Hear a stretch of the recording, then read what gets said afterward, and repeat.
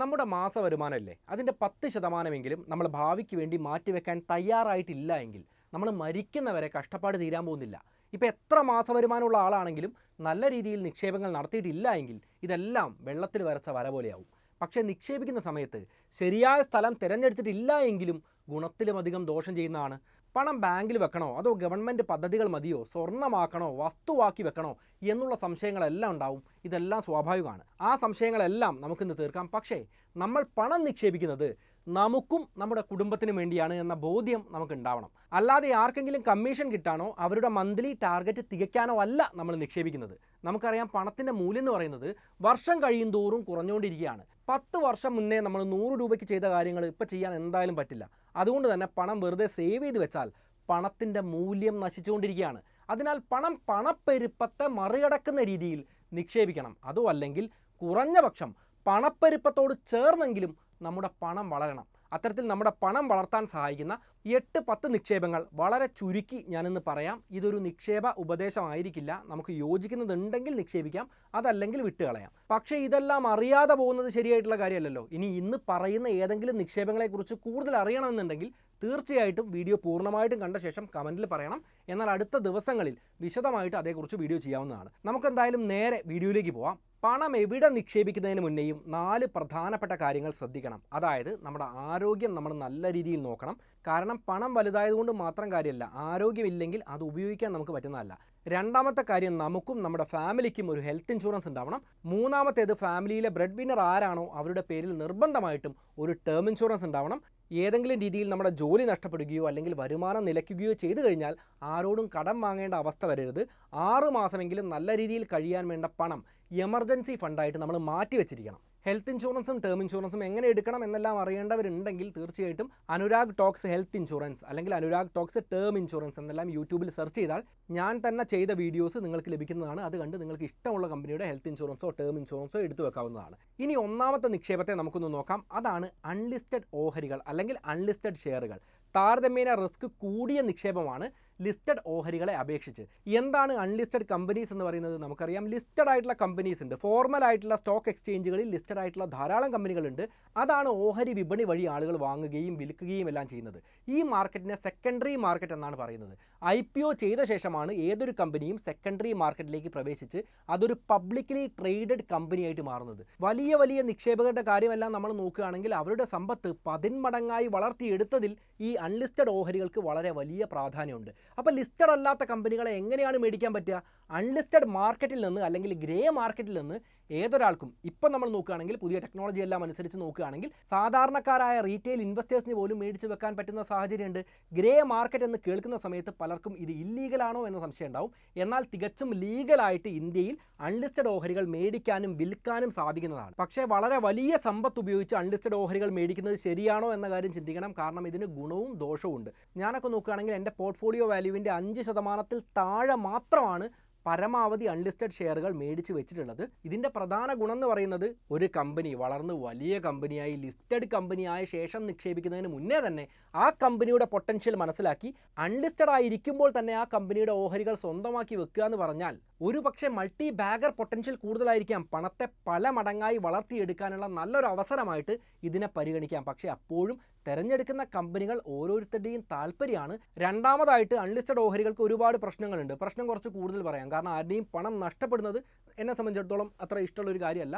പണം കൂടുതലായിട്ട് ആളുകൾ ഉണ്ടാക്കുമ്പോഴാണ് നമുക്ക് എല്ലാവർക്കും സന്തോഷം ഉണ്ടാവുക. അപ്പോൾ ഒന്നാമത്തെ പ്രശ്നം ലിക്വിഡിറ്റിയാണ്. അതായത് അൺലിസ്റ്റഡ് കമ്പനികളുടെ ഓഹരികൾ ആരാണ് വിൽക്കുന്നത്? ഈ കമ്പനികളുടെ ഓഹരികൾ മുന്നേ വാങ്ങിയിട്ടുള്ള ഏഞ്ചൽ ഇൻവെസ്റ്റേഴ്സ് ആയിരിക്കാം അല്ലേ? ഒരു കമ്പനി വളർന്നു വരുന്ന സമയത്ത് അവർക്ക് ഫണ്ട് റൈസിങ്ങിൻ്റെ ആവശ്യമുള്ളപ്പോൾ അവരുടെ ഓഹരികൾ മേടിച്ച് പണം കൊടുത്തിട്ടുള്ള ആളുകൾ പിന്നീട് അത് ആളുകൾക്ക് വിൽക്കണമെന്ന് തീരുമാനിച്ചു കഴിഞ്ഞാൽ അവർക്ക് വിൽക്കാൻ വേണ്ടി പറ്റുന്നതാണ്. അത്തരത്തിൽ വിൽക്കാം. അല്ലെങ്കിൽ അവരുടെ സ്റ്റാഫുകൾക്ക് ഓഹരികൾ ശമ്പളത്തിൻ്റെ കൂടെയൊക്കെ കിട്ടുന്ന സംവിധാനമുണ്ട്. അത്തരം ഓഹരികൾ അവർക്ക് വിറ്റൊഴിവാക്കാൻ വേണ്ടി പറ്റുന്നതാണ്. അപ്പോൾ ഈ ഓഹരികൾ നമുക്ക് വേണമെങ്കിൽ റീറ്റെയിൽ ഇൻവെസ്റ്റേഴ്സിന് വേണമെങ്കിൽ അൺലിസ്റ്റഡ് ആയിട്ട് മേടിക്കാനും വിൽക്കാനും പറ്റും. പക്ഷേ ലിക്വിഡിറ്റി കുറവാണ് എന്ന് പറയാനുള്ള കാരണം എന്താണ്? ഇത് വിൽക്കാനുള്ള ആളുകളുടെ എണ്ണം കുറവാണ്, വാങ്ങാനുള്ള ആളുകളുടെ എണ്ണവും കുറവാണ്. അതുകൊണ്ട് തന്നെ മേടിച്ചാൽ ഒരുപക്ഷെ വിൽക്കാൻ സാധിക്കണമെന്നില്ല. അത് IPO ചെയ്ത് മാർക്കറ്റിലേക്ക് വരും ഒരുപക്ഷെ 10 വർഷമോ 20 വർഷമോ ഒക്കെ കഴിഞ്ഞിട്ടായിരിക്കാം. അതുവരെ ഫണ്ട് ലോക്കായിട്ട് നിൽക്കാനുള്ള സാധ്യത ഉണ്ട്. പിന്നെ രണ്ടാമത്തെ റിസ്ക് ക്രെഡിറ്റ് റിസ്ക് ആണ്. സ്വാഭാവികമായിട്ട് നമുക്കറിയാം ഓഹരി വില കൂടുകയും കുറയുകയും ചെയ്യാം. അപ്പോൾ അൺലിസ്റ്റഡ് ഓഹരികളുടെ വില കുത്തനെ ഇടിഞ്ഞു കഴിഞ്ഞാൽ നമ്മൾ നിക്ഷേപിച്ച പണം ഒരുപക്ഷെ കുറയാനും സാധ്യതകളേറെയാണ്. മൂന്നാമത്തെ കാര്യം, ഇത് സെബി ഒന്നും റെഗുലേറ്റ് ചെയ്യുന്നില്ല. അതുകൊണ്ട് മാനിപ്പുലേഷൻ നടക്കാനുള്ള സാധ്യതയുണ്ട് എന്നും കണക്കാക്കുന്നുണ്ട്. എങ്കിൽ പോലും അൺലിസ്റ്റഡ് ഓഹരികളിൽ ഞാൻ കുറച്ച് പണം നിക്ഷേപിച്ചിട്ടുണ്ട്. അതുപോലെ ഒരു വ്യത്യസ്ത മേഖല എക്സ്പ്ലോർ ചെയ്യണമെന്ന താല്പര്യമുള്ള നിക്ഷേപകർക്ക് തീർച്ചയായിട്ടും അൺലിസ്റ്റഡ് ഓഹരികൾ പരിഗണിക്കാവുന്നതാണ്. ഇനി എങ്ങനെ മേടിക്കാം എന്ന കാര്യം ഞാൻ എളുപ്പത്തിലൊന്ന് കാണിച്ചു തരാം. ഞാൻ അൺലിസ്റ്റഡ് ഓഹരികൾ മേടിക്കാൻ ഉപയോഗിക്കുന്ന പ്ലാറ്റ്ഫോം ഇൻക്രെഡ് മണിയാണ്. അതിൻ്റെ ലിങ്ക്, അതായത് നിങ്ങൾക്ക് നിക്ഷേപിക്കാൻ താല്പര്യമുണ്ടെങ്കിൽ എളുപ്പത്തിൽ നിക്ഷേപിക്കാൻ സാധിക്കുന്ന ലിങ്ക് ഞാൻ കമൻറ്റിൽ കൊടുത്തിട്ടുണ്ട്. ആ ലിങ്ക് വഴി നിക്ഷേപിക്കുകയാണെങ്കിൽ നിങ്ങൾക്ക് കുറച്ച് ബെനിഫിറ്റ് കൂടെ ലഭ്യമാവുന്നതാണ്. അപ്പോൾ നമ്മൾ ആ പ്ലാറ്റ്ഫോമിൽ നമ്മുടെ പേരും നമ്പറും ഡീറ്റെയിൽസും എല്ലാം അടിച്ച് രജിസ്റ്റർ ചെയ്യുകയാണെങ്കിൽ ഇങ്ങനെ ഒരു ഇൻ്റർഫേസ് ആയിരിക്കും നമുക്ക് ലഭിക്കുക. അവിടെ ധാരാളം അൺലിസ്റ്റഡ് ഓഹരികൾ കാണാം. CSK ഉണ്ട്, NSE ഉണ്ട്, OYO ഉണ്ട്, പരാഗ് പരീഖ് ഉണ്ട്, കെയർ ഹെൽത്ത് നമുക്ക് കാണാൻ വേണ്ടി പറ്റുന്നതാണ്. ധാരാളം അൺലിസ്റ്റഡ് ഓഹരികളുണ്ട്, അത് മേടിക്കാൻ വേണ്ടി നമുക്ക് പറ്റുന്നതാണ്. ഇപ്പോൾ ഉദാഹരണത്തിന് നമ്മൾ NSE നോക്കുകയാണെങ്കിൽ നമുക്കറിയാം ഇന്ത്യയിലെ തന്നെ ഏറ്റവും വാല്യുവേഷനുള്ള, പല വാല്യുവേഷൻ പ്രകാരവും ഏറ്റവും വലിയ അൺലിസ്റ്റഡ് കമ്പനിയായിട്ട് കണക്കാക്കുന്നത് NSE ആണ്. ഈ NSE ഞാനൊരു ഉദാഹരണത്തിന് വേണ്ടി മാത്രം പറയുന്നതാണ്. അതിൽ നിങ്ങൾ നിക്ഷേപിക്കണം എന്ന അഭിപ്രായം എനിക്കില്ല, നിങ്ങളുടെ താല്പര്യം പോലെ ചെയ്യാവുന്നതാണ്. അപ്പോൾ നമ്മൾ അതിൻ്റെ ഡീറ്റെയിൽസും കാര്യങ്ങളും നോക്കുകയാണെങ്കിൽ ഫണ്ടമെൻ്റൽസ് കാണാം, കീ ഫൈനാൻഷ്യൽസ് കാണാം, ഷെയർ ഹോൾഡിംഗ് പാറ്റേൺ നമുക്ക് എടുത്ത് നോക്കാം. അത് നോക്കുന്ന സമയത്ത് 10%-ലധികം NSEയുടെ ഷെയർസ് ഹോൾഡ് ചെയ്തിരിക്കുന്നത് life insurance corporation of India ആണ്, LIC ആണ് എന്ന് മനസ്സിലാക്കാം. ഇനി നമുക്ക് ഉദാഹരണമായിട്ട് തന്നെ NSEയുടെ ഫണ്ടമെൻ്റൽസ് എല്ലാം നോക്കി നമുക്ക് താല്പര്യം തോന്നി അത് മേടിക്കണമെന്ന ആഗ്രഹം ഉണ്ടായിക്കഴിഞ്ഞാൽ തീർച്ചയായിട്ടും നമുക്ക് എളുപ്പത്തിൽ തന്നെ മേടിക്കാൻ പറ്റുന്നതാണ്. ഇൻവെസ്റ്റ് നൗ എന്ന ബട്ടണിൽ ക്ലിക്ക് ചെയ്താൽ എളുപ്പത്തിൽ തന്നെ അൺലിസ്റ്റഡ് ആയിട്ട് ഓഹരികൾ മേടിച്ച് വെക്കാൻ പറ്റുന്നതാണ്. പിന്നീട് ഇത് ലിസ്റ്റഡ് ആയി കഴിഞ്ഞാലാണ് നമുക്ക് വിൽക്കാൻ വേണ്ടി പറ്റുക. പക്ഷേ ശ്രദ്ധിക്കേണ്ട പ്രധാനപ്പെട്ട ഒരു കാര്യമുണ്ട്. അൺലിസ്റ്റഡ് ഷെയറുകളുടെ ഒരു ഡീമെറിറ്റ് ആയിട്ട് വേണമെങ്കിൽ പറയാം, ഉടനെ തന്നെ ലിസ്റ്റിംഗ് ഗെയിൻ കിട്ടിക്കഴിഞ്ഞാലും ലിസ്റ്റിങ്ങിലൂടെ നമുക്ക് വലിയ ലാഭം ഉണ്ടായിക്കഴിഞ്ഞാലും പെട്ടെന്ന് വിറ്റ് ഒഴിവാക്കാൻ പറ്റില്ല. കാരണം 6 മാസമെങ്കിലും പിന്നീടും ലോക്കിൻ പീരിയഡ് ഉണ്ടാവും. ഒരു 6 മാസമൊക്കെ കഴിഞ്ഞാലാണ് നമുക്ക് വിൽക്കാൻ വേണ്ടി പറ്റുക. അപ്പോൾ 6 മാസം കഴിയുന്ന സമയത്ത് നമ്മൾ മേടിച്ച വിലയിലും കുറവാണെങ്കിലോ നമുക്ക് നഷ്ടമായിട്ട് മാറും. പക്ഷേ 6 മാസം കഴിയുമ്പോൾ തന്നെ വിൽക്കണം എന്ന നിബന്ധനയില്ല. പിന്നെ ഞാൻ ഉപയോഗിക്കുന്ന പ്ലാറ്റ്ഫോം ആയതുകൊണ്ട് മാത്രമല്ല, മറ്റ് പ്ലാറ്റ്ഫോമുകളെ നമ്മൾ നോക്കുകയാണെങ്കിൽ 1 മുതൽ 2% വരെയൊക്കെ അൺലിസ്റ്റഡ് ഷെയറുകൾ മേടിക്കുമ്പോഴും വിൽക്കുമ്പോഴും നമുക്ക് ചാർജായിട്ട് കാണാറുണ്ട്. ഇവിടെ അത്തരത്തിൽ ചാർജുകളൊന്നും തന്നെ ഇല്ല, ബ്രോക്കറേജ് ഇല്ല. അതുകൊണ്ട് നമുക്ക് ഹിഡൻ ചാർജസ് ഒന്നും ഇല്ലാതെ വളരെ എളുപ്പത്തിൽ അൺലിസ്റ്റഡ് ഓഹരികൾ മേടിച്ച് വെക്കാൻ പറ്റുന്ന ഒരു പ്ലാറ്റ്ഫോമാണ്. പിന്നെ ഈ അൺലിസ്റ്റഡ് ഓഹരികളെക്കുറിച്ച് കൃത്യമായിട്ട് എങ്ങനെ അക്കൗണ്ട് തുടങ്ങാം, എങ്ങനെ മേടിക്കാം, അതിൻ്റെ റിസ്ക്കുകൾ, അതിൻ്റെ ഗുണങ്ങളെല്ലാം പറഞ്ഞുകൊണ്ട് വിശദമായിട്ട് ഞാനൊരു വീഡിയോ ചെയ്തിട്ടുണ്ട്. ഈ ഐ ബട്ടൺ ഒന്ന് ക്ലിക്ക് ചെയ്യുകയാണെങ്കിൽ ആ വീഡിയോ നിങ്ങൾക്ക് കാണാൻ വേണ്ടി പറ്റുന്നതാണ്. ഇനി നമുക്ക് ലിസ്റ്റഡ് ഓഹരികളെക്കുറിച്ച് നോക്കാം. അൺലിസ്റ്റഡ് ഓഹരികളെ അപേക്ഷിച്ച് ലിസ്റ്റഡ് ഓഹരികൾക്ക് റിസ്ക് കുറവാണ്. പക്ഷേ പൊതുവേ നിക്ഷേപങ്ങളെ വെച്ച് നോക്കുന്ന സമയത്ത് റിസ്ക് കൂടുതലാണ്. കാരണം എന്താണ്?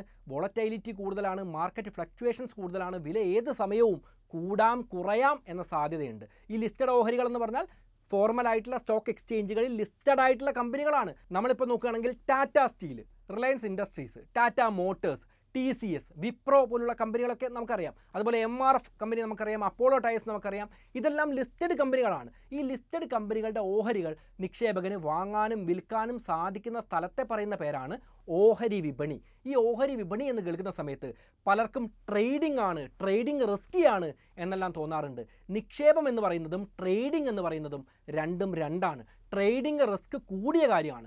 എന്നാൽ ഒരു വർഷത്തിലധികമെല്ലാം നമ്മളൊരു ഓഹരി മേടിച്ച് വെച്ച് അത് വളരെ ഡിസിപ്ലിൻഡ് ആയിട്ട് ഗോൾ ബേസ്ഡ് ആയിട്ട് നമ്മൾ മേടിച്ച് വെച്ച് വിൽക്കുകയാണ്, ലാഭത്തോടെയൊക്കെ വിൽക്കുകയാണെങ്കിൽ അതിനെ നമുക്ക് നിക്ഷേപം എന്ന് പറയാൻ വേണ്ടി പറ്റുന്നതാണ്. ഈ ലിസ്റ്റഡ് കമ്പനികളെ നമുക്ക് എങ്ങനെയാണ് വാങ്ങാനും വിൽക്കാനും സാധിക്കുക? ഓഹരി വിപണിയിൽ നിന്ന് മേടിക്കാനും വിൽക്കാനും വേണ്ടി പറ്റും. അപ്പോൾ രാവിലെ നമ്മൾ പോയിട്ട് ഓഹരി വിപണിയിൽ പോയി മേടിക്കാനും വിൽക്കുകയാണോ ചെയ്യുക? അല്ല, ഇപ്പോൾ മൊബൈൽ വഴിയാണ് നമ്മൾ ചെയ്യുക. എങ്ങനെയാണ് മൊബൈൽ വഴിയും കമ്പ്യൂട്ടർ വഴിയും ഓഹരികൾ വാങ്ങുകയും വിൽക്കുകയും ചെയ്യുക? അതിന് നമ്മൾ ഇന്ത്യയിൽ മികച്ച ധാരാളം ബ്രോക്കേഴ്സ് ഉണ്ട്. ആ ബ്രോക്കേഴ്സിൻ്റെ ആരുടെയെങ്കിലും ഒരു ഡിമാറ്റ് അക്കൗണ്ടും ട്രേഡിംഗ് അക്കൗണ്ടും തുടങ്ങിയ ശേഷം നമുക്ക് എളുപ്പത്തിൽ തന്നെ ഓഹരികൾ മേടിക്കാനും വിൽക്കാനും പറ്റുന്നതാണ്. അപ്പോൾ അതിന് നമുക്ക് pan card, Aadhaar card, address proof തുടങ്ങിയ കാര്യങ്ങളെല്ലാം നമുക്ക് വേണം എന്ന കാര്യം മനസ്സിലാക്കിയാൽ മതി. അപ്പോൾ വളരെ എളുപ്പത്തിൽ മനസ്സിലാവുന്നത് പോലെ പറഞ്ഞാൽ വലിയ വലിയ കമ്പനികളുടെ ഓഹരികൾ എന്തിനാണ് സാധാരണക്കാരന് കൊടുക്കുന്നത്?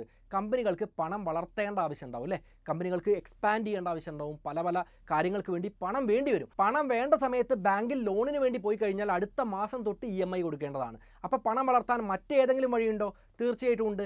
ഓഹരികൾ സാധാരണക്കാരന് വിൽക്കുക. ഓഹരികൾ മേടിച്ച് സാധാരണക്കാരൻ പണം കൊടുക്കുന്നു, റീറ്റെയിൽ ഇൻവെസ്റ്റേഴ്സ് പണം കൊടുക്കുന്നു, വലിയ പണമുള്ള സാധാരണക്കാരനല്ലാത്ത ഹൈ നെറ്റ്വർത്ത് ഇൻഡിവിജ്വൽസ് പണം കൊടുക്കുന്നു, വലിയ വലിയ കമ്പനികൾ, മ്യൂച്വൽ ഫണ്ട് ഹൗസുകൾ ഇവരെല്ലാം പണം കൊടുത്തിട്ട് ഓഹരി മേടിക്കുന്നു. അപ്പോൾ കമ്പനിക്ക് വലിയ പണം കിട്ടി. അപ്പോൾ ഈ പണം കിട്ടിക്കഴിഞ്ഞാൽ അടുത്ത മാസം മുതൽ ഈ നിക്ഷേപകന് ലാഭവിഹിതം കൊടുക്കേണ്ട ആവശ്യമുണ്ടോ? ഇല്ല. EMI അടയ്ക്കേണ്ട ആവശ്യമുണ്ടോ? ഇല്ല. പണം കിട്ടിയോ? കിട്ടി. ഈ രീതിയിൽ ഓഹരി വിറ്റുകൊണ്ട് വലിയ കമ്പനിക്ക് പണം ഉണ്ടാക്കാം. ഈ ഓഹരി മേടിച്ച ആളുകൾക്ക് പിന്നീട് ഓഹരി വിപണിയിൽ വാങ്ങുകയും വിൽക്കുകയും ചെയ്യാം.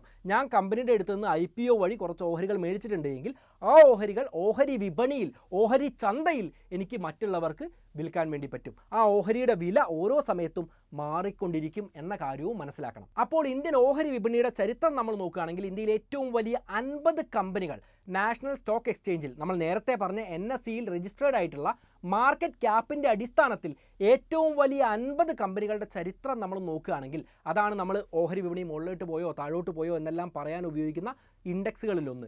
അപ്പോൾ അതിനെ നമ്മൾ നോക്കുകയാണെങ്കിൽ നമുക്ക് മനസ്സിലാവും അടുത്തടുത്ത സമയങ്ങളിൽ നിഫ്റ്റി 50 കൂടിയതും കുറഞ്ഞതും നമുക്ക് കാണാം. ഈ കാലയളവിൽ വാങ്ങുകയും വിൽക്കുകയും ചെയ്ത ആളുകളുണ്ട്, ട്രേഡ് ചെയ്ത ആളുകളുണ്ട്. അവർക്ക് ലാഭം ഉണ്ടായിട്ടുണ്ട്, നഷ്ടമുണ്ടായിട്ടുണ്ട്. എന്നാൽ ദീർഘകാലയളവിൽ 15 വർഷവും 20 വർഷവും ഒക്കെ നോക്കുന്ന സമയത്ത് നമുക്ക് മനസ്സിലാക്കാൻ പറ്റുന്ന കാര്യം 12 മുതൽ 15% വരെ പ്രതിവർഷം റിട്ടേൺ നൽകാൻ നിഫ്റ്റി 50 കമ്പനികളുടെ ഓഹരികൾക്ക് സാധിച്ചിട്ടുണ്ട്. അതായത് ഈ നിഫ്റ്റി 50ക്ക് സാധിച്ചിട്ടുണ്ട്. അതായത് ബാങ്കുകൾ 6%, 7% റിട്ടേൺ നൽകിയ കാലഘട്ടത്തിൽ 12 മുതൽ 15% പ്രതിവർഷം റിട്ടേൺ എന്ന് പറഞ്ഞാൽ അത് വലിയ ലാഭമാണ് നിക്ഷേപകർക്ക് ഉണ്ടാക്കി കൊടുക്കുന്നത്. അപ്പം നമ്മൾ ശ്രദ്ധിക്കേണ്ട കാര്യം, കൃത്യമായ പഠനങ്ങളുടെ അടിസ്ഥാനത്തിൽ ദീർഘകാലത്തേക്ക് ഗോൾ ബേസ്ഡ് ആയിട്ട് ഡിസിപ്ലിൻഡ് ആയിട്ട് നിക്ഷേപിക്കുമ്പോഴാണ് ഓഹരി വിപണിയെ ലാഭമാക്കി മാറ്റാൻ പറ്റുക. അപ്പോഴും ഞാൻ പറയുന്ന ഒരു കാര്യം, പഠനങ്ങളുടെ അടിസ്ഥാനത്തിലല്ലാതെ നേരിട്ട് ഓഹരി വിപണിയിലേക്ക് പോകുന്നത് ശരിയല്ല. എന്നാൽ ഓഹരി വിപണി വഴി തന്നെ ലാഭം ഉണ്ടാക്കാനുള്ള മ്യൂച്വൽ ഫണ്ട് പോലുള്ള മറ്റ് ടൂളുകളും നമ്മുടെ മുന്നിൽ അവൈലബിൾ ആണ്. അതേക്കുറിച്ച് വരുന്ന ഭാഗങ്ങളിൽ പറയുന്നതാണ്. ഇനി ഓഹരികളിൽ നേരിട്ട് നിക്ഷേപിക്കുന്ന സമയത്ത് ഞാനെല്ലാം സ്വീകരിക്കുന്ന ഒരു തന്ത്രമുണ്ട്. ആദ്യം ഫണ്ടമെൻ്റൽ അനാലിസിസ് നടത്തും. കൃത്യമായിട്ട് നല്ല കമ്പനിയാണ് എന്ന് ഉറപ്പ് വരുത്തിയിട്ടാണ് ലോങ് ടേമിലേക്ക് നിക്ഷേപം നടത്തുക. അതുകൂടാതെ 4-5 സെക്ടറുകളിലായിട്ടായിരിക്കും നിക്ഷേപം നടത്തുക. ഇപ്പോൾ ഹെൽത്ത് കെയർ സെക്ടറിൽ തന്നെ എല്ലാ പണവും ഇടില്ല, ടെക്നോളജിയിൽ തന്നെ എല്ലാ പണവും ഇടില്ല, ഡിഫൻസിൽ പോയിട്ട് എല്ലാ പണവും ഇടില്ല. വിവിധ സെക്ടറുകളിലായിട്ട് ഒരു സെക്ടറിലും 20%-ലധികം പണം നിക്ഷേപിക്കാതെ, അതായത് ആകെ 1 ലക്ഷം രൂപ ഉണ്ടെങ്കിൽ 5 സെക്ടറിലായിട്ട് നിക്ഷേപിക്കുമ്പോൾ 20,000 രൂപയിലധികം ഒരു സെക്ടറിലും എക്സ്പോഷർ പോയിട്ടില്ല എന്ന് ഉറപ്പുവരുത്തും. അപ്പോൾ എല്ലാ സെക്ടറിലും 20%-ൽ താഴെ മാത്രമായിട്ട് എൻ്റെ പണത്തെ നിർത്താൻ വേണ്ടി പറ്റും. ആ സമയത്ത് മാർക്കറ്റ് ഇടിയാണെങ്കിൽ, ഏതെങ്കിലും സെക്ടർ ഇടിയാണെങ്കിലും വലിയ രീതിയിൽ എൻ്റെ പോർട്ട്ഫോളിയോയിനെ ബാധിക്കുന്നതല്ല. ഇത് ഞാൻ ഒരു അറിവിന് വേണ്ടി പറഞ്ഞു എന്നേ ഉള്ളൂ. നാളെ തന്നെ എല്ലാം പഠിച്ചു എന്ന് കരുതി നേരിട്ട് സ്റ്റോക്ക് മാർക്കറ്റിലേക്ക് പോവാതിരിക്കുന്നതായിരിക്കും ഏറ്റവും നല്ലത്. അടുത്തതായിട്ട് നമ്മൾ നോക്കുന്നത് ഇന്ത്യക്കാർക്ക് വളരെയധികം പ്രിയപ്പെട്ട ഒരു നിക്ഷേപമാണ് ബാങ്ക് നിക്ഷേപങ്ങളാണ്. പ്രധാനമായിട്ടും FDയും RDയും അല്ലെങ്കിൽ ഗവൺമെൻറ്റിൻ്റെ സ്കീം നോക്കുകയാണ്. അടൽ പെൻഷൻ യോജന, സുകന്യ സമൃദ്ധി യോജന, ഇതുപോലുള്ള നിരവധി സ്കീമുകൾ ഗവൺമെൻറ് ഇറക്കാറുണ്ട്. ഇനി ജോലി ചെയ്യുന്ന ആളുകളാണെങ്കിൽ, കോർപ്പറേറ്റ് എംപ്ലോയീസ് ആണെങ്കിൽ PF ഉണ്ട്, എംപ്ലോയീസ് പ്രൊവിഡൻറ്റ് ഫണ്ട് ഉണ്ട്, സാധാരണക്കാരാണെങ്കിൽ സാധാരണ പ്രൊവിഡൻറ്റ് ഫണ്ടുകളുണ്ട്. ഇതിലെല്ലാം ഫിക്സഡ് ഇൻകം കിട്ടുന്ന രീതിയിൽ പലരും നിക്ഷേപിച്ച് കാണാറുണ്ട്. ഒരു കാര്യം കൂടെ ഈ വീഡിയോയുടെ ഇടയിൽ ഞാനൊന്ന് പറയാം. ഇതുപോലുള്ള വീഡിയോസ് കണ്ടിരിക്കുക എന്ന് പറയുന്നത് കുറച്ച് ബുദ്ധിമുട്ടുള്ള കാര്യമാണ്. പഠിക്കണം, ജീവിതത്തിൽ രക്ഷപ്പെടണം എന്ന അതീവമായ താല്പര്യമുള്ള ആളുകൾ മാത്രമാണ് ഈ വീഡിയോസ് കാണുക. അങ്ങനെ കാണുന്ന കുറച്ച് ആളുകൾ ഈ വീഡിയോ ഒന്ന് ലൈക്ക് ചെയ്യണം. ഈ വീഡിയോ ഫാമിലി ഗ്രൂപ്പിലേക്കും ഫ്രണ്ട്സിൻ്റെ ഗ്രൂപ്പിലേക്കും ഷെയർ ചെയ്ത് കൊടുക്കണം. എങ്കിൽ മാത്രമേ ഇതുപോലുള്ള വീഡിയോസ് ഇനിയും നിർമ്മിക്കാനുള്ള ഒരു ആത്മവിശ്വാസവും ഒരു ആഗ്രഹമൊക്കെ നമുക്കുണ്ടാവുള്ളൂ, നമ്മുടെ ടീമിനുണ്ടാവുള്ളൂ. അതുകൊണ്ട് തീർച്ചയായിട്ടും ആ കാര്യം കൂടി ഒന്ന് പരിഗണിക്കുക. എന്തായാലും വിഷയത്തിലേക്ക് തിരിച്ചു വന്നു കഴിഞ്ഞാൽ ഫിക്സഡ് ഡെപ്പോസിറ്റ് നമുക്കറിയാം, റെക്കറിംഗ് ഡെപ്പോസിറ്റ് നമുക്കറിയാം. ഇതിൻ്റെ എല്ലാം പലിശ നോക്കിക്കഴിഞ്ഞാൽ ഒരു 5 മുതൽ 7-8% ഒക്കെ ആയിട്ട് പലപ്പോഴും കാണാൻ വേണ്ടി പറ്റും. ഇത് പണപ്പെരുപ്പത്തെ മറികടക്കുമെന്ന് ചോദിച്ചു കഴിഞ്ഞാൽ ഒരു പക്ഷേ പണപ്പെരുപ്പത്തോട് ചേർന്ന് നിലനിൽക്കുന്ന ഒരു റിട്ടേൺ ആണ് നമുക്ക് നൽകുക. പക്ഷേ ഓഹരി വിപണിയെ അപേക്ഷിച്ച് റിസ്ക് വളരെ വളരെ കുറവല്ലേ. ഇപ്പോൾ ഓഹരി വിപണി 14-15% ഒക്കെ റിട്ടേൺ നൽകിയ സമയത്ത് ഇവിടെ നമുക്ക് കിട്ടിയത് 7% ഒക്കെയാണ്. പ്രതിവർഷം 7% വ്യത്യാസം എന്ന് പറയുമ്പോൾ ആ പലിശയ്ക്ക് മുകളിൽ അല്ലെങ്കിൽ റിട്ടേണിൻ്റെ മുകളിലുള്ള റിട്ടേണിലാണ് വ്യത്യാസം വരുന്നത്. അപ്പോൾ വലിയ വ്യത്യാസമാണ് ഫൈനൽ എമൗണ്ടിൽ വരിക. എങ്കിൽ പോലും FDയും RDയും ഒക്കെ പലപ്പോഴും നല്ലതാണ്. ഇപ്പോൾ റിട്ടയർഡ് ആയിട്ടുള്ള ഒരാൾ നമ്മൾ നോക്കുകയാണ്, ആളുടെ പണം ഷെയർ മാർക്കറ്റിൽ നിക്ഷേപിക്കണമെന്ന് നമ്മൾ പറയാൻ വേണ്ടി പാടുണ്ടോ? വളരെ കുറഞ്ഞ പണം ഒരുപക്ഷെ നിക്ഷേപിച്ചേക്കാം. അല്ലാതെ മാർക്കറ്റ് 2-3 വർഷം ഇടിഞ്ഞു കഴിഞ്ഞാൽ ആളുടെ മാനസികാവസ്ഥ എന്തായിരിക്കും? അപ്പോൾ അത്തരത്തിലുള്ള ആളുകൾക്ക് തീർച്ചയായിട്ടും FDകളെ സമീപിക്കുന്നതിൽ അല്ലെങ്കിൽ ഗവൺമെൻറ് സ്കീമുകളെ സമീപിക്കുന്നതിൽ, പോസ്റ്റ് ഓഫീസുകളെ സമീപിക്കുന്നതിലൊന്നും തെറ്റുണ്ടാവില്ല. പക്ഷേ ചെറുപ്പക്കാരായിട്ടുള്ള ആളുകൾ പൂർണ്ണമായിട്ടും പണം കൊണ്ട് ഇതുപോലെ 6-7% മാത്രം സാറ്റിസ്ഫൈഡ് ആയി കഴിഞ്ഞാൽ പണം വളരെ വലിയ രീതിയിൽ വളർത്തിയെടുക്കാനുള്ള സാധ്യതകൾ ഇല്ലാതാവുകയാണ്. അപ്പോൾ മറ്റ് നിക്ഷേപങ്ങൾ കൂടെ പഠിക്കുക, അതിൻ്റെ കൂടെ ബാങ്ക് നിക്ഷേപങ്ങളും കൊണ്ടുപോയാൽ നല്ലതാണ്. ഞാൻ തുടക്കത്തിൽ എമർജൻസി ഫണ്ടിൻ്റെ കാര്യം പറഞ്ഞിട്ടില്ലായിരുന്നു. അതായത് പെട്ടെന്ന് നമ്മുടെ ജോലി പോവുകയാണെങ്കിൽ, കൊറോണ പോലുള്ളൊരു പ്രതിസന്ധി വരികയാണെങ്കിൽ, നമുക്ക് പണത്തിൻ്റെ ആവശ്യം പെട്ടെന്ന് വന്നു കഴിഞ്ഞാൽ എന്ത് ചെയ്യും എന്ന് ചോദിക്കുന്ന സമയത്താണ് ഈ FD പോലുള്ള സ്ഥലങ്ങളിൽ പണം നിക്ഷേപിക്കണം എന്ന് പറയുന്നത്. അപ്പോൾ FD പൊട്ടിക്കാൻ എളുപ്പമാണ്, ചെറിയ പെനാൽറ്റി ഉണ്ടെങ്കിലും പൊട്ടിക്കാനും പെട്ടെന്ന് ലിക്വിഡേറ്റ് ചെയ്യാനുള്ള സാധ്യത കൂടുതലാണ്. അപ്പോൾ അങ്ങനെ ഒരു ടൂളായിട്ട് FDയെ നമുക്ക് യൂസ് ചെയ്യാം. അതുകൂടാതെ RDയുടെ കാര്യം നമ്മൾ നോക്കുകയാണെങ്കിൽ, ഒരാൾക്ക് നിക്ഷേപശീലം തുടങ്ങണം എന്ന താല്പര്യമുണ്ട്. പക്ഷേ മ്യൂച്വൽ ഫണ്ടിലേക്ക് പോകാനോ സ്റ്റോക്സിലേക്ക് പോകാനോ ലിസ്റ്റഡ് കമ്പനികളിലേക്കോ അൺലിസ്റ്റഡ് ഷെയറുകളിലേക്കോ ഒന്നും പോകാൻ ഇദ്ദേഹത്തിന് താല്പര്യമില്ല. കാരണം അദ്ദേഹത്തിൻ്റെ റിസ്ക് പ്രൊഫൈൽ അങ്ങനെയാണ്, കുറച്ച് അത്ര റിസ്ക് വേണ്ട എന്ന് ചിന്തിക്കുന്ന ആളാണ്. അപ്പോൾ അങ്ങനെയുള്ള ഒരാൾക്ക് നമുക്ക് അതൊന്നും റെക്കമെൻഡ് ചെയ്യാൻ പറ്റില്ല. അപ്പോൾ ഏതാണ് നമുക്ക് നമ്മുടെ സുഹൃത്തിനോട് പറഞ്ഞു കൊടുക്കാൻ പറ്റുക? തീർച്ചയായിട്ടും റെക്കറിംഗ് ഡെപ്പോസിറ്റ് ആണ്. കാരണം എന്താണ്, കുറച്ചുകൂടെ സേഫാണ്. നിക്ഷേപിക്കുക എന്നൊരു ശീലം ഉണ്ടാക്കിയെടുക്കാൻ ഇതിനൊരു ടൂളായിട്ട് ഉപയോഗിക്കാൻ വേണ്ടി പറ്റും. പക്ഷേ കാലാകാലം ചെറുപ്പക്കാരായിട്ടുള്ള 25 വയസ്സുള്ള ഒരാളുകൾ കാലാകാലം 45-50 വയസ്സ് വരെ റെക്കറിംഗ് ഡെപ്പോസിറ്റ് തന്നെ ചെയ്തുകൊണ്ടിരുന്നാൽ പണത്തിൻ്റെ മൂല്യം ഒരുപക്ഷെ വലിയ രീതിയിൽ നശിക്കുന്നുണ്ടാവില്ല. പക്ഷേ പണത്തെ വലിയ രീതിയിൽ വളർത്തിയെടുക്കാൻ അതുകൊണ്ട് സാധിക്കണമെന്നില്ല. അപ്പോൾ ഏത് തരം ആളുകളാണ്, ഏത് രീതിയിലാണ് FDയെയും RDയെയും അല്ലെങ്കിൽ ഗവൺമെൻറ് സ്കീമുകളെയും എല്ലാം സമീപിക്കേണ്ടതെന്ന് നമുക്ക് കുറച്ചൊക്കെ മനസ്സിലായി. ഇപ്പോൾ പോസ്റ്റ് ഓഫീസ് ആണെങ്കിലും ഈ രീതിയിൽ തന്നെയാണ്. നമുക്ക് കിട്ടുന്ന റിട്ടേണിൻ്റെ ശതമാനം എത്രയാണെന്ന് നോക്കണം. അത് മറ്റ് നിക്ഷേപങ്ങളുമായിട്ട് താരതമ്യം ചെയ്യണം. അതിൻ്റെ റിസ്ക്കുമായിട്ട് ഒത്തു നോക്കണം. എന്നിട്ട് നമ്മുടെ റിസ്ക് എവിടെയാണോ, നമ്മുടെ റിട്ടേൺ എവിടെയാണോ വേണ്ടത്, അതിലേക്ക് നമ്മൾ പോകണം. ഇനി ഈ FDയെക്കാളും കുറച്ചുകൂടെ റിട്ടേൺ കിട്ടാൻ സാധ്യതയുള്ള, എന്നാൽ റിസ്ക് ഒരല്പം കൂടിയാലും കുഴപ്പമില്ല എന്ന് ചിന്തിക്കുന്ന ആളുകൾക്ക് ഗവൺമെൻറ് ബോണ്ടുകളിലേക്ക് അല്ലെങ്കിൽ കമ്പനിയുടെ ബോണ്ടുകളിലേക്കും ഡിബഞ്ചേഴ്സിലേക്കും എല്ലാം പോകാൻ വേണ്ടി പറ്റുന്നതാണ്. എന്താണ് ഈ ബോണ്ടും ഡിബഞ്ചേഴ്സും കൊണ്ട് അർത്ഥമാക്കുന്നത്?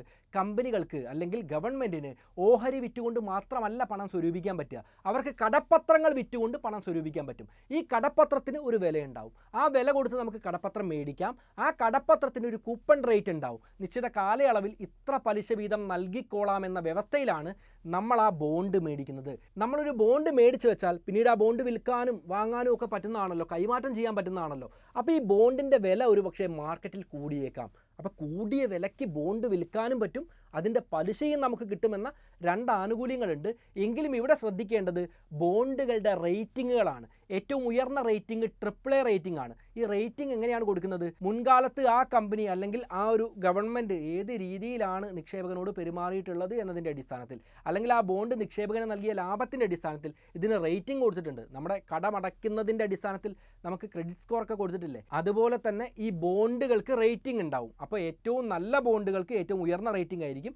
റേറ്റിംഗ് കുറയുന്നതിനനുസരിച്ച് കൂടുതൽ പലിശ ഓഫർ ചെയ്യപ്പെടും. പക്ഷേ നമുക്കവിടെ ഡിഫാൾട്ടായിട്ടൊരു റിസ്ക് ഉണ്ട്. അത് ക്രെഡിറ്റ് റിസ്ക് ആണ്. കൊടുത്ത പണം ഒരു പക്ഷേ പോയേക്കാം. അങ്ങനൊരു റിസ്ക് അവിടെ കിടക്കുന്നുണ്ട്. ഈ സമയത്ത് നമുക്ക് ചൂസ് ചെയ്യാൻ പറ്റുക ഗവൺമെൻറ് ബോണ്ടുകളെ ആയിരിക്കും. അപ്പോൾ FDയെക്കാളും കുറച്ചുകൂടെ കൂടുതൽ റിട്ടേണും നമുക്ക് കിട്ടും. അതേസമയം തന്നെ ബോണ്ടിൻ്റെ വാല്യൂ ഉയരുന്ന സമയത്ത് നമുക്ക് ലാഭവും കിട്ടും. കഴിഞ്ഞ വർഷങ്ങളുടെയൊക്കെ കണക്ക് നോക്കുകയാണെങ്കിൽ പല ഗിൽട്ട് ഫണ്ടുകളും 11% വാർഷിക റിട്ടേൺ നൽകിയതായിട്ട് നമുക്ക് കാണാൻ വേണ്ടി പറ്റും. ആ സമയത്ത് ബാങ്കുകൾ നൽകിയത് 7%. അപ്പോഴും 4% പ്രതിവർഷം കൂടുതലാണ്. അപ്പോൾ കുറച്ച് റിസ്ക് എടുത്താലും റിട്ടേൺ സാധ്യത അവിടെ കൂടിയല്ലോ. പ്രത്യേകിച്ച് ഗവൺമെൻറ് എല്ലാം ഈ ബോണ്ട് നമുക്ക് തന്നിട്ട് പിന്നെ ഡിഫാൾട്ട് വരുത്താനുള്ള സാധ്യതയുണ്ടോ? പാകിസ്ഥാനിലും ശ്രീലങ്കയിലും ഒക്കെ നോക്കുകയാണെങ്കിൽ ഡിഫാൾട്ടുകൾ വന്നിട്ടുണ്ട്. പക്ഷേ ഇന്ത്യ പോലുള്ള രാജ്യത്ത് അങ്ങനെ സംഭവിക്കില്ല എന്ന പ്രതീക്ഷയിലാണ് നമുക്ക് ബോണ്ടുകൾ മേടിച്ച് വെക്കാൻ പറ്റുന്നത്. ഈ ബോണ്ടുകളെക്കുറിച്ച് ഞാനിപ്പോൾ പറഞ്ഞത് ഒരു മുഖവുര മാത്രമാണ്. ഇതിനെക്കുറിച്ച് ഡീറ്റെയിൽഡ് ആയിട്ടുള്ള ഒരു വീഡിയോ നിങ്ങൾ ആഗ്രഹിക്കുന്നുണ്ടെങ്കിൽ തീർച്ചയായിട്ടും കമൻറ്റിൽ എഴുതുക. ഈ വീഡിയോ എനിക്ക് ചെയ്യാൻ താല്പര്യമുള്ള വീഡിയോ ആണ്. കൂടുതൽ ആളുകൾക്ക് താല്പര്യം ഉണ്ടെങ്കിൽ ആ വീഡിയോ തന്നെ ഞാൻ മേക്ക് ചെയ്യുന്നതാണ്. അടുത്തതാണ് ഇൻ്റർനാഷണൽ ഫണ്ട്സ്. അതായത് ഇന്ത്യയിലുള്ള ഓഹരികളും മ്യൂച്വൽ ഫണ്ടുകളും മാത്രമല്ല, നമുക്ക് ഇൻ്റർനാഷണലി ട്രേഡ് ചെയ്യപ്പെടുന്ന കമ്പനികളെ മേടിച്ച് വെക്കാനുള്ള അവസരം ഇന്ത്യയിൽ നിന്ന് തന്നെ ഉണ്ട്. അത് പല പ്ലാറ്റ്ഫോമുകളും ഓഫർ ചെയ്യുന്നുണ്ട്. ഇൻ്റർനാഷണൽ മ്യൂച്വൽ ഫണ്ടുകളെ അല്ലെങ്കിൽ ഇൻ്റർനാഷണൽ ഫണ്ട് ഓഫ് ഫണ്ടുകളെല്ലാം നമുക്ക് മേടിച്ച് വെക്കാൻ വേണ്ടി പറ്റും. അപ്പോൾ ഒരു ഇൻ്റർനാഷണൽ എക്സ്പോഷർ നമ്മുടെ പോർട്ട്ഫോളിയോയുടെ ഒരു 10% ഇങ്ങനെ കൊടുക്കുന്നത് നല്ലതാണെന്ന് കേൾക്കാറുണ്ട്. അപ്പോൾ 10% കൂടരുത് എന്ന കാര്യം മനസ്സിലാക്കുക. കാരണം ഇന്ത്യ പോലുള്ളൊരു ഡെവലപ്പിംഗ് മാർക്കറ്റ് നമ്മുടെ മുന്നിലുള്ള സമയത്ത് നമ്മൾ അമേരിക്ക പോലുള്ള ഒരു ഡെവലപ്ഡ് മാർക്കറ്റിലേക്ക് അല്ലെങ്കിൽ ചൈന പോലുള്ളൊരു മാർക്കറ്റിലേക്കൊന്നും കടന്നു ചെല്ലുന്നത് അത്രത്തോളം നല്ലതാണോ? അല്ലാന്നാണ് എൻ്റെ വ്യക്തിപരമായ അഭിപ്രായം. അതുകൊണ്ട് 10% താഴെയാണ് ഇൻ്റർനാഷണൽ ഫണ്ടുകളെ ഞാൻ കീപ്പ് ചെയ്യാറുള്ളത്. അപ്പോൾ നമ്മുടെ പോർട്ട്ഫോളിയോയിൽ ഇൻ്റർനാഷണൽ എക്സ്പോഷർ കൊടുക്കുന്നത് എന്തുകൊണ്ട് നല്ലത് തന്നെയാണ്. അടുത്തത് മ്യൂച്വൽ ഫണ്ട്സ് ആണ്. ഇന്ത്യക്കാർക്കിടയിൽ വളരെയധികം പ്രാധാന്യം നേടിക്കൊണ്ടിരിക്കുന്ന ഒരു ഇൻവെസ്റ്റ്മെൻറ്റ് അവസരമാണ് മ്യൂച്വൽ ഫണ്ട്സ് എന്ന് പറയുന്നത്. ധാരാളം കമ്പനികൾ വിവിധ തരത്തിലുള്ള മ്യൂച്വൽ ഫണ്ട്സുകൾ നമ്മുടെ മുന്നിലേക്ക് വെക്കുന്നുണ്ട്. ഒരു ഫണ്ട് മാനേജർ ആയിരിക്കും നമ്മൾ കൊടുക്കുന്ന ഫണ്ട് ഹാൻഡിൽ ചെയ്യുക. മ്യൂച്വൽ ഫണ്ടുകൾ ട്രസ്റ്റ് ആയിട്ടായിരിക്കും രജിസ്റ്റർ ചെയ്തിട്ടുണ്ടാവുക. അപ്പോൾ നമ്മളടക്കമുള്ള ഇൻവെസ്റ്റേഴ്സിൽ നിന്ന് ഫണ്ട് പൂൾ ചെയ്ത ശേഷം ആ മ്യൂച്വൽ ഫണ്ട്സിൻ്റെ ഫണ്ട് മാനേജർ ഇൻവെസ്റ്റ്മെൻറ്റ് ഒബ്ജക്റ്റീവിൽ പറഞ്ഞ കാര്യങ്ങൾക്കനുസരിച്ച് നമ്മുടെ പണം നമുക്ക് വേണ്ടി നിക്ഷേപിക്കുന്നു, ലാഭവിഹിതം നമുക്ക് വീതിച്ച് നൽകുന്നു. ഇതിനു വേണ്ടി ഇവരൊരു ചാർജ് എടുക്കുന്നു. വളരെ എളുപ്പത്തിൽ മ്യൂച്വൽ ഫണ്ടുകളെ ഇങ്ങനെ പറയാം. ഇത് വളരെ വലിയൊരു വിഷയമാണ്. അതുകൊണ്ട് സെപ്പറേറ്റ് ആയിട്ട് ഒരു വീഡിയോ തന്നെ ചെയ്യുന്നതാണ്. നമ്മൾ മനസ്സിലാക്കേണ്ട കാര്യം, ഇപ്പോൾ ബോണ്ട് മാർക്കറ്റിലേക്ക് നമ്മൾ നേരിട്ട് പോയി നിക്ഷേപം നടത്തണമെന്നില്ല. മ്യൂച്വൽ ഫണ്ടുകളിലെ ഡെറ്റ് ഫണ്ടുകൾ വഴി നമുക്ക് നിക്ഷേപം നടത്താം. അതുപോലെ ഓഹരി വിപണിയിലേക്ക് നമുക്ക് നേരിട്ട് പോകണമെന്നില്ല, നമ്മൾ പഠനം നടത്തണമെന്നില്ല. ഒരു ഫണ്ട് മാനേജർ വഴി, മ്യൂച്വൽ ഫണ്ടുകൾ വഴി നമുക്ക് ഓഹരി വിപണിയിൽ നിന്ന് ലാഭം ഉണ്ടാക്കാൻ വേണ്ടി പറ്റുന്നതാണ്. പല ആളുകൾക്കും പറ്റുന്നൊരു പ്രശ്നം, ഞാൻ നേരിട്ട് സ്റ്റോക്ക് മാർക്കറ്റിൽ ഇൻവെസ്റ്റ്മെൻറ്റ് നടത്തിക്കോളാം എന്ന് പറയും. അതിനുശേഷം അവർ ലാഭമുണ്ടാക്കിയെന്ന് അവർ വിചാരിക്കും. പക്ഷേ അവരുടെ ലാഭത്തിൻ്റെ ശതമാനം എടുത്ത് നോക്കുന്ന സമയത്ത് പലപ്പോഴും ഏറ്റവും റിസ്ക് കുറഞ്ഞ മ്യൂച്വൽ ഫണ്ടുകൾ ഉണ്ടാക്കിയ ലാഭത്തിലും കുറവായിരിക്കും. ഇങ്ങനെയാണെങ്കിൽ ഇത്രയും കഷ്ടപ്പെട്ട് അവരിലും കുറവ് ലാഭം ഉണ്ടാക്കാൻ നമ്മൾ ഇരിക്കേണ്ട കാര്യമുണ്ടോ? മ്യൂച്വൽ ഫണ്ടുകൾ വഴി സ്റ്റോക്ക് മാർക്കറ്റിലേക്ക് പോയാൽ പോരെ? നമുക്ക് ഏതാണ് ലാഭം എന്നല്ലേ നമ്മൾ നോക്കേണ്ടത്. നമുക്ക് ടെൻഷൻ കുറയുന്നു, റിസ്ക് കുറയുന്നു, ലാഭം കൂടുന്നു. അതുകൊണ്ട് സ്വന്തമായ പഠനങ്ങൾ ഡീപ്പായിട്ട് നടത്താൻ പറ്റാത്ത ആളുകൾക്ക്, അല്ലെങ്കിൽ ഇമോഷൻസിനെ കൺട്രോൾ ചെയ്യാൻ പറ്റാത്ത ആളുകൾക്ക് മ്യൂച്വൽ ഫണ്ടുകൾ വഴി ഓഹരി വിപണിയെ സമീപിക്കുന്നതായിരിക്കും ഏറ്റവും നല്ലത്. ഞാനൊക്കെ നോക്കുകയാണെങ്കിൽ ഏറ്റവും അധികം ഫണ്ട് മ്യൂച്വൽ ഫണ്ടുകൾ വഴിയാണ് ഓഹരി വിപണിയിലേക്ക് കയറ്റിയിട്ടുള്ളത്. അല്ലാതെ ഓഹരി വിപണിയിൽ നേരിട്ട് നിക്ഷേപം നടത്താനുള്ള സമയമോ സാഹചര്യമോ ഇല്ലാത്തതുകൊണ്ട് അതാണ് നല്ലത് എന്ന് ഞാൻ കണക്കാക്കുന്നുണ്ട്. അടുത്തത് ഗോൾഡും സിൽവറുമാണ്. കഴിഞ്ഞ വീഡിയോയിൽ നമ്മൾ ഗോൾഡ് സിൽവർ ഇൻവെസ്റ്റ്മെൻറ്റുകളെ കുറിച്ച് വിശദമായിട്ട് തന്നെ സംസാരിച്ചിരുന്നു. അതേക്കുറിച്ചുള്ളൊരു വീഡിയോ ആണ്. താല്പര്യമുള്ളവർക്ക് ആ വീഡിയോയും കണ്ടു നോക്കാവുന്നതാണ്. ഇവിടെ മനസ്സിലാക്കേണ്ട ഒരു കാര്യം, ഗോൾഡിൻ്റെ ചരിത്രം നോക്കിയാലും സിൽവറിൻ്റെ ചരിത്രം നോക്കിയാലും ഏതാണ്ട് 8 മുതൽ 9 അല്ലെങ്കിൽ 10% CAGR compound annual growth rate നൽകിയിട്ടുള്ളത്. എന്നാൽ ഇത് ആഭരണമായിട്ട് മേടിച്ച് വെച്ചാൽ അതിൻ്റെ പോളിഷിംഗ് ചാർജ് അല്ലെങ്കിൽ മേക്കിംഗ് ചാർജ് തുടങ്ങിയ ചാർജസ് എല്ലാം കൊടുത്തു കഴിഞ്ഞാൽ നമുക്ക് FD പോലുള്ളൊരു റിട്ടേൺ കിട്ടിയതായിട്ടാണ് ചരിത്രം നമ്മുടെ മുന്നിലുള്ളത്. അതുകൊണ്ട് ആഭരണമായിട്ട് ഇതിനെ മേടിച്ച് വെച്ച് നിക്ഷേപമായിട്ട് കരുതാൻ വേണ്ടി പാടില്ല.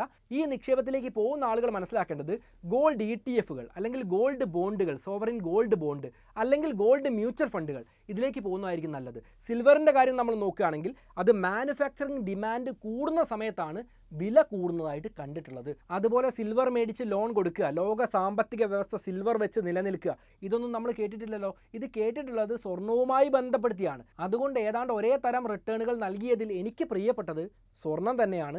വോളറ്റിലിറ്റി നോക്കുകയാണെങ്കിലും പെട്ടെന്ന് കൂടുക പെട്ടെന്ന് കുറയുക എന്ന കാര്യം നോക്കുകയാണെങ്കിലും അത് സിൽവറിനാണ് കൂടുതൽ. പെട്ടെന്ന് സിൽവറിൻ്റെ വില ഇടിഞ്ഞതെല്ലാം ചരിത്രത്തിൻ്റെ ഭാഗമാണ്. എന്നാൽ ഗോൾഡ് അത്തരത്തിൽ വലിയ ഫ്ലക്ച്വേഷൻസ് കാണിച്ചിട്ടില്ല എന്നതും പരിഗണിക്കണം. അതേ കാരണം കൊണ്ട് തന്നെ ഗോൾഡിലും സിൽവറിലും എനിക്ക് പ്രിയപ്പെട്ടത് ഗോൾഡാണ്. നമ്മൾ ആകെ നിക്ഷേപിക്കുന്ന പണമില്ലേ, അതിൻ്റെ 10% സ്വർണ്ണത്തിൽ മാറ്റി വെക്കണം എന്ന് വിശ്വസിക്കുന്ന ഒരാളാണ് ഞാൻ. കാരണം മാർക്കറ്റിൽ നമ്മൾ കുറേ പണം നിക്ഷേപിച്ചിട്ടുണ്ടാവും, ബോണ്ട് മാർക്കറ്റിൽ നിക്ഷേപിച്ചിട്ടുണ്ടാവും, അൺലിസ്റ്റഡ് ഓഹരികളിലെല്ലാം നിക്ഷേപിച്ചിട്ടുണ്ടാവും, ബാങ്കിലിട്ടിട്ടുണ്ടാവും. ഇതിൻ്റെ എല്ലാം ഫ്ലക്ച്വേഷൻസ് നമ്മൾ കാണേണ്ടി വരും. ഈ മാർക്കറ്റ് ഇടിയുന്ന സമയത്ത് നമുക്കറിയുന്ന ഒരു കാര്യമാണ്, എല്ലാ സാധനങ്ങളുടെയും വില കുറയുന്നതായിട്ട് കാണാറുണ്ട്. മാർക്കറ്റ് ഇടിയുന്ന സമയത്ത്, ആളുകളുടെ കയ്യിൽ പണമില്ലാത്ത സമയത്ത്, റിസഷൻ വരുന്ന സമയത്ത്, ഇൻഫ്ലേഷൻ കൂടുന്ന സമയത്ത് ലാൻഡിന് വിലയുണ്ടാവുമോ? അല്ലെങ്കിൽ നമ്മുടെ ഓഹരികൾക്ക് വിലയുണ്ടാവുമോ? നമ്മുടെ ബാങ്കുകൾ നല്ല പലിശ ഓഫർ ചെയ്യുമോ? ഇതൊന്നും ഉണ്ടാവില്ലല്ലോ. ഈ സമയത്ത് നമ്മുടെ സമ്പത്ത് കൂട്ടാൻ കാരണമാവുന്നത്, ഹെഡ്ജായിട്ട് പ്രവർത്തിക്കുന്നത്, സീറ്റ് ബെൽറ്റായിട്ട് നമ്മളെ സംരക്ഷിക്കുന്നത് എന്താണ്? സ്വർണ്ണമാണ്. കാലങ്ങളായിട്ട് അതങ്ങനെ തന്നെയാണ്. അതുകൊണ്ട് ഒരു പ്രൊട്ടക്ഷനായിട്ട് സ്വർണ്ണത്തെ നമ്മൾ മേടിച്ച് വെച്ചാൽ നല്ലതായിരിക്കും. പ്രത്യേകിച്ച് ETF മേടിച്ച് വെക്കുകയാണെങ്കിൽ എന്താണ് സംഭവിക്കുന്നത്? ഏതാണ്ട് നിഫ്റ്റി 50യോളം ചേർന്ന് നിൽക്കുന്ന റിട്ടേണുകളെല്ലാം കഴിഞ്ഞ 10 വർഷത്തിൽ സ്വർണം നൽകിയിട്ടുണ്ട്. അതിൻ്റെ കൂടെ ലോങ് ടേമിൽ ഒരു 8 മുതൽ 10-11% വരെ റിട്ടേൺ പലപ്പോഴും പ്രതീക്ഷിക്കാവുന്ന ഒരു അസറ്റ് കൂടിയാണ് സ്വർണ്ണം എന്ന് പറയുന്നത്. അതുകൊണ്ട് 10% കൂടണ്ട, പരമാവധി 15%, എങ്കിലും 10% വേണം എന്നതും ചിന്തിക്കേണ്ട ഒരു കാര്യമാണ്. അടുത്തത് റിയൽ എസ്റ്റേറ്റ് ആണ്. അത് ഓരോ സ്ഥലവും സാഹചര്യവും അനുസരിച്ച് നമ്മൾ തീരുമാനിക്കേണ്ട കാര്യമാണ്. എന്നാൽ ഇതിൻ്റെ ഒരു റിസ്ക് എലമെൻ്റ് എന്ന് പറയുന്നത്, സ്ഥലം വിൽക്കാൻ വെക്കുമ്പോൾ, പ്രത്യേകിച്ച് നമ്മൾ വലിയ ആവശ്യക്കാരനാണെങ്കിൽ ആളുകൾ അതിന് വില കാണില്ല. പലർക്കും പണി കിട്ടിയിട്ടുണ്ട്. അല്ലെങ്കിൽ നമ്മൾ വിചാരിക്കുന്ന വിലയൊന്നും മാർക്കറ്റ് പല സമയത്തും നൽകാറില്ല. ഇനി നമ്മുടെ സ്ഥലം വളർന്ന റേറ്റ് നമ്മൾ നോക്കുന്ന സമയത്ത് 1 ലക്ഷം രൂപയുടെ സ്ഥലം 2 ലക്ഷം രൂപ ആയെങ്കിലും അതിൻ്റെ റേറ്റ് ഓഫ് റിട്ടേൺ ഒരു പക്ഷേ 5%, 6% ഒക്കെ ആയിരിക്കും. ഇത് ബാങ്കിലിട്ടാൽ പോലും കിട്ടുമ്പോൾ സ്ഥലത്തിലേക്ക് പോവേണ്ടതുണ്ടോ എന്നും ചിന്തിക്കണം. എന്നാൽ ചില സിറ്റികളൊക്കെ വളർന്നു വരുന്ന സമയത്ത്, അല്ലെങ്കിൽ ഏതെങ്കിലും മാളൊക്കെ അടുത്ത് വരുന്ന സമയത്ത് സ്ഥലത്തിൻ്റെ വില പെട്ടെന്ന് തന്നെ കൂടുന്നതായിട്ട് കാണാറുണ്ട്. പക്ഷേ വലിയൊരു ഇൻവെസ്റ്റ്മെൻറ്റ് വേണ്ട, അതൊരു ഡെഡ് മണി ആയിട്ട് കാലങ്ങളോളം നിൽക്കാൻ സാധ്യതയുള്ള ഒരു സ്ഥലമാണ് വസ്തു എന്ന് പറയുന്നത്. പണ്ട് കാലത്ത് നമ്മൾ നോക്കുകയാണെങ്കിൽ പണം നശിപ്പിക്കാതിരിക്കാൻ വേണ്ടിയിട്ട് നമുക്കറിയുന്ന ആകെ നിക്ഷേപങ്ങൾ അന്നത്തെ സമയത്ത് സ്വർണവും സ്ഥലവും ആയതുകൊണ്ട് ആളുകൾ, പ്രത്യേകിച്ച് നമ്മുടെ മാതാപിതാക്കളും ബന്ധുക്കളും ഒക്കെ വലിയതായിട്ട് കണക്കാക്കിയ ഒരു സാധനമാണ് സ്ഥലം അല്ലെങ്കിൽ ഈ സ്വർണം എന്നൊക്കെ പറയുന്നത്. പക്ഷേ അതിലൊക്കെ നിക്ഷേപിക്കുമ്പോൾ ഒരു 10% താഴെ നിർത്തുന്നതായിരിക്കും നല്ല കാര്യം. പക്ഷേ നല്ല സ്ഥലം കണ്ടെത്താനും ചുളുവിന് അത് മേടിക്കാനും വലിയ ലാഭം ഉണ്ടാക്കാനും കഴിവുള്ള ഒരാളെ സംബന്ധിച്ചിടത്തോളം തീർച്ചയായിട്ടും സ്ഥലം നല്ലത് തന്നെയായിരിക്കും. ഒരു 5 മുതൽ 8% റെൻ്റൽ ഈൽഡ് കിട്ടുന്ന ഒരു സ്ഥലമാണെങ്കിൽ തീർച്ചയായിട്ടും അതിനെ മികച്ച നിക്ഷേപം എന്ന് പറയാം. അപ്പോൾ സ്ഥലത്തിൻ്റെ വിലയും കൂടും, റെൻ്റൽ ഈൽഡായിട്ട് തന്നെ നമ്മൾ നോക്കുകയാണെങ്കിൽ 5 മുതൽ 8% കിട്ടും. അപ്പോൾ ബാങ്കിനെ വെച്ച് നോക്കുമ്പോഴും സ്വർണ്ണത്തിന് വെച്ച് നോക്കുമ്പോഴും ഒക്കെ വസ്തു ലാഭമായിട്ട് കാണാറുണ്ട്. ഇത് റിയൽ എസ്റ്റേറ്റ് ഇൻവെസ്റ്റ്മെൻറ്റ് എന്ന് പറയുന്നത് വലിയൊരു ടോപ്പിക് ആയതുകൊണ്ട് തന്നെ ചുരുക്കി പറഞ്ഞു എന്ന് മാത്രം. ഇതിലെതിരഭിപ്രായമുള്ള ആളുകളുണ്ടാവും, അവരൊന്ന് ഹോൾഡ് ചെയ്യണം. ഇതേക്കുറിച്ച് വിശദമായിട്ടൊരു വീഡിയോ ഭാവിയിൽ ചെയ്യുന്നതാണ്. അടുത്തതാണ് നമുക്ക് തന്നെ ചെയ്യാവുന്ന ബിസിനസ്സുകൾ, അല്ലേ? നമുക്കറിയാം നമ്മുടെ കയ്യിൽ 1 ലക്ഷം രൂപയുണ്ട്. അത് നിഫ്റ്റി 50-യിൽ കൊണ്ടിട്ടാൽ 1,15,000 രൂപയായിട്ടായിരിക്കും മാറുക. ഗോൾഡിലിട്ടാൽ 1,10,000 ആയിരിക്കും. ബാങ്കിലിട്ടാൽ 1,07,000 ആയിരിക്കും. എന്നാൽ നമ്മളത് വെച്ച് ബിസിനസ് നടത്തി 1,25,000 ആക്കാനുള്ള കഴിവും അതിനുള്ള ഇൻഫ്രാസ്ട്രക്ചറും അതിനുള്ള ബിസിനസ് ഓപ്പർച്യൂണിറ്റീസും ഇത്തരത്തിലുള്ള കാര്യങ്ങളെല്ലാം നമ്മുടെ കയ്യിലുണ്ടെങ്കിലോ തീർച്ചയായിട്ടും നമ്മൾ ബിസിനസ് ചെയ്യണം. പണം വളർത്തിയെടുക്കുക എന്നുള്ളതാണ് പ്രധാനപ്പെട്ട കാര്യം. എങ്കിലും നമ്മുടെ സമ്പത്തിൻ്റെ ഒരു ബിസിനസ് വഴി കിട്ടുന്ന പണമാണെങ്കിലും അതിൻ്റെ ഭാഗങ്ങൾ വിവിധ സ്ഥലങ്ങളിലായിട്ട് നിക്ഷേപിച്ച് വെച്ചാൽ ഒരു ഡൈവേഴ്സിഫിക്കേഷൻ ഉണ്ടാവുകയും കാലങ്ങൾ കൊണ്ട് നമുക്ക് വലിയ വെൽത്ത് ജനറേറ്റ് ചെയ്യാൻ അത് കാരണമായിട്ട് തീരുകയും ചെയ്യും. വളരെ ബേസിക് ആയിട്ടുള്ള കാര്യങ്ങൾ തന്നെയാണ് ഞാൻ നിങ്ങളോട് പറഞ്ഞത്. അതിൻ്റെ പൂർണ്ണ ബോധ്യം എനിക്കുണ്ട്. വിശദമായിട്ട് ഓരോ കാര്യങ്ങളും പറഞ്ഞു കഴിഞ്ഞാൽ ഈ 9-10 കാര്യങ്ങൾ പറയുമ്പോൾ മണിക്കൂറുകൾ നീണ്ടുപോകുന്നതാണ്. അതുകൊണ്ട് പരമാവധി വേണ്ട കാര്യങ്ങളെ സോർട്ട് ചെയ്ത് ചുരുക്കി പറഞ്ഞാണ്.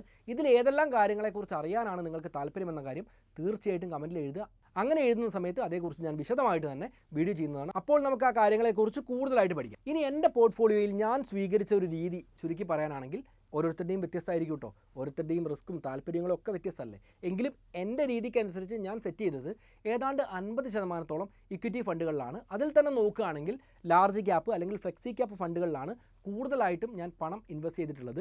സ്മോൾ ക്യാപ്പിലേക്കും മിഡ് ക്യാപ്പിലേക്കും അല്പം കുറവായിട്ടാണ് ഞാൻ ഇൻവെസ്റ്റ് ചെയ്തിട്ടുള്ളത്. എങ്കിലും അതിലേക്കും ഞാൻ എക്സ്പോഷർ കൊടുത്തിട്ടുണ്ട്. രണ്ടാമത്തത് നോക്കുകയാണെങ്കിൽ ഡെറ്റ് ഇൻവെസ്റ്റ്മെൻറ്റ് നടത്തിയിട്ടുണ്ട്. അത് പൂർണ്ണമായിട്ടും ഞാൻ ഇന്ന് വരെ ഇൻവെസ്റ്റ്മെൻറ്റ് നടത്തിയിട്ടുള്ളത് ഡെറ്റ് ഫണ്ടുകൾ വഴിയാണ്, മ്യൂച്വൽ ഫണ്ടുകൾ വഴിയാണ്. അതിൽ തന്നെ നോക്കാനാണെങ്കിൽ ഗിൽട്ട് ഫണ്ടുകളും ലോങ് ഡ്യൂറേഷൻ ഡെറ്റ് ഫണ്ടുകളുമാണ് പ്രധാനമായിട്ടും ഉൾപ്പെടുത്തിയിട്ടുള്ളത്. മൂന്നാമത്തതായിട്ട് ഞാൻ നിക്ഷേപം നടത്തിയിട്ടുള്ളത് സ്വർണ്ണത്തിലാണ്. ഒരു നിക്ഷേപം എന്ന് പറയാൻ പറ്റില്ലെങ്കിലും കുറച്ച് ഫിസിക്കൽ ഗോൾഡ് ഞാൻ കീപ്പ് ചെയ്തിട്ടുണ്ട്. അതുകൂടാതെ സോവറിൻ ഗോൾഡ് ബോണ്ടാണ് ഏറ്റവും മികച്ച സ്വർണ്ണ നിക്ഷേപം എന്ന് സംശയമില്ലാത്തതുകൊണ്ട് സോവറിൻ ഗോൾഡ് ബോണ്ടായിട്ടാണ് ഞാൻ നിക്ഷേപം നടത്തിയിട്ടുള്ളത്. നാലാമത്തത് നോക്കുകയാണെങ്കിൽ ഇൻ്റർനാഷണൽ ഫണ്ടുകൾ, അൺലിസ്റ്റഡ് ഓഹരികൾ, അതുപോലെ കുറച്ച് മിസലിനിയസ് ആയിട്ടുള്ള ഇൻവെസ്റ്റ്മെൻറ്റുകൾ എല്ലാം ഞാൻ നോക്കുകയാണെങ്കിൽ ഏതാണ്ട് ഒരു 5% താഴെയാണ് ഞാൻ കീപ്പ് ചെയ്തിട്ടുള്ളത്. ഈ ഇൻ്റർനാഷണൽ ഫണ്ടുകൾ ഒരു 10% എത്തിക്കണം എന്ന ആഗ്രഹം ഇപ്പോൾ എനിക്കുണ്ട്. അതുപോലെ റിയൽ എസ്റ്റേറ്റ് ഇൻവെസ്റ്റ്മെൻറ്റുകൾ ഒരു 10% എത്തിക്കണം എന്ന ആഗ്രഹമുണ്ട്. പക്ഷേ സ്ഥലത്തിൻ്റെയൊക്കെ വില വെച്ച് നോക്കുന്ന സമയത്ത് നമ്മൾ ഈ പെർസെൻറ്റേജും കൂടെ ആഡ് ചെയ്യുന്ന സമയത്ത് ചിലപ്പോൾ നല്ല സ്ഥലം ഒന്നും കിട്ടണമെന്നില്ല. ആ സമയത്ത് റേറ്റ്സ് വഴി, അതായത് റിയൽ എസ്റ്റേറ്റ് ഇൻവെസ്റ്റ്മെൻറ്റ് ട്രസ്റ്റുകൾ വഴി ചെറിയ പണത്തിനെങ്കിലും ഇനി റിയൽ എസ്റ്റേറ്റ് ഇൻവെസ്റ്റ്മെൻറ്റുകൾ നടത്തി തുടങ്ങണം എന്നൊരു താല്പര്യം കൂടെ എനിക്കുണ്ട്. ഇതാണ് എൻ്റെ കാര്യം. അതുപോലെ നിങ്ങളുടെ നിക്ഷേപ താല്പര്യത്തിനനുസരിച്ചുള്ള നിക്ഷേപങ്ങൾ തിരഞ്ഞെടുക്കാനുള്ള പ്രധാനപ്പെട്ട ബേസിക് കാര്യങ്ങളെല്ലാം ഇന്ന് പറഞ്ഞിട്ടുണ്ട്. ഈ വീഡിയോ ഇഷ്ടമായെങ്കിൽ തീർച്ചയായിട്ടും ലൈക്ക് ചെയ്യൂ, കൂട്ടുകാർക്ക് വേണ്ടി ഷെയർ ചെയ്ത് കൊടുക്കൂ. പിന്നെ ഞാൻ ആദ്യം പറഞ്ഞ കാര്യമില്ലേ, അൺലിസ്റ്റഡ് ഷെയറുകൾ, പലരും അൺലിസ്റ്റഡ് ഷെയറുകളിലേക്ക് ഒരു എക്സ്പോഷർ കൊടുത്തതായിട്ട് കാണാറില്ല. അതിൻ്റെ കാരണം ഹൈ റിസ്ക് ഉണ്ട് എന്നതല്ല, അതിനെക്കുറിച്ച് അറിയാത്തതാണ്. അപ്പോൾ അറിയാത്ത ആളുകൾ അൺലിസ്റ്റഡ് ഓഹരികളിൽ എങ്ങനെയാണ് നിക്ഷേപിക്കേണ്ടത് എന്ന കാര്യവും ഏറ്റവും ലാഭകരമായിട്ട് എങ്ങനെ വാങ്ങാം എന്ന കാര്യവും മനസ്സിലാക്കിയിട്ടുണ്ടാവും. ഇൻക്രെഡ് മണിയിൽ അക്കൗണ്ട് തുടങ്ങാനും ഇൻവെസ്റ്റ്മെൻറ്റ് നടത്താനും വേണ്ട ലിങ്കും കാര്യങ്ങളും കമൻറ്റിൽ കൊടുത്തിട്ടുണ്ട്. നമ്മുടെ ഓഡിയൻസിനുള്ള ബെനിഫിറ്റും കാര്യങ്ങളും അൺലിസ്റ്റഡ് ഓഹരികളെക്കുറിച്ച് ഞാൻ ചെയ്തിട്ടുള്ള വീഡിയോയുടെ ലിങ്കും കമൻറ്റിലും ഡിസ്ക്രിപ്ഷനിലും അറ്റാച്ച് ചെയ്യുന്നുണ്ട്. താല്പര്യമുള്ളവർക്കെല്ലാം ചെക്ക് ചെയ്ത് നോക്കാം. നമുക്കെന്തായാലും മറ്റൊരു നല്ല വിഷയവുമായിട്ട് വീണ്ടും കണ്ടുമുട്ടാം. It's me Anurag, signing off.